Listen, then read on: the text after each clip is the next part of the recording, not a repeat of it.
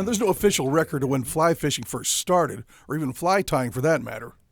But I can assure you back then when it first started, it wasn't a hobby. It was a means of survival. And I can't say if this is the exact way that this happened, but you'd love to imagine that, there was somebody sitting along the stream and he was watching fish rise and eat, and they were thinking, like, what if I could get whatever those fish are eating and make a fake version of it and throw it out there and get them to, that way I could catch them.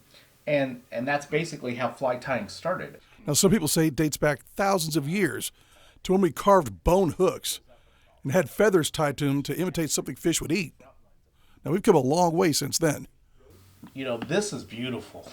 It's one of those things in my life where I just always sit back and look at this fly and just go, dang, man, that looks so awesome. Now, obviously, that's meant to look like a spider, not a fly. See, fly is just a general term. It's a worm.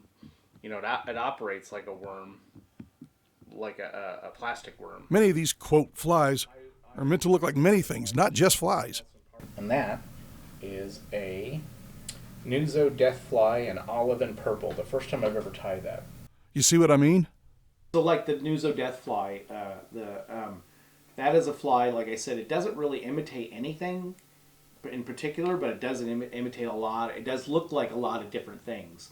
So depending on how you fish it or how you work it, it can look like a jig, it can look like an insect larva, it can look like a small fish, and so those are the flies I really like, that I can get most of the bang out of my buck for it, and it's relatively easy to tie. I can produce 10 of those in 30 minutes in here.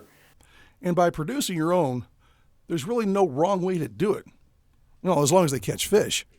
There's some basic principles of material and things like that, and how to secure, certain knots and certain techniques. But once you learn those basics, you're just open to create. You can make whatever you want.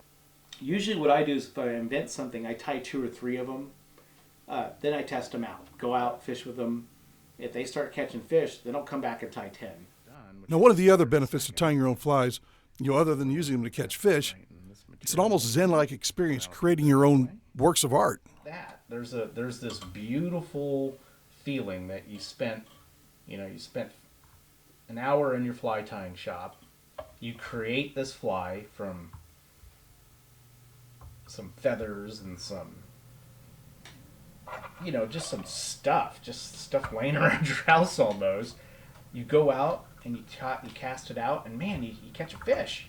And there's this odd satisfaction that goes, oh my God, I actually invented something that a fish thought was delicious, looking.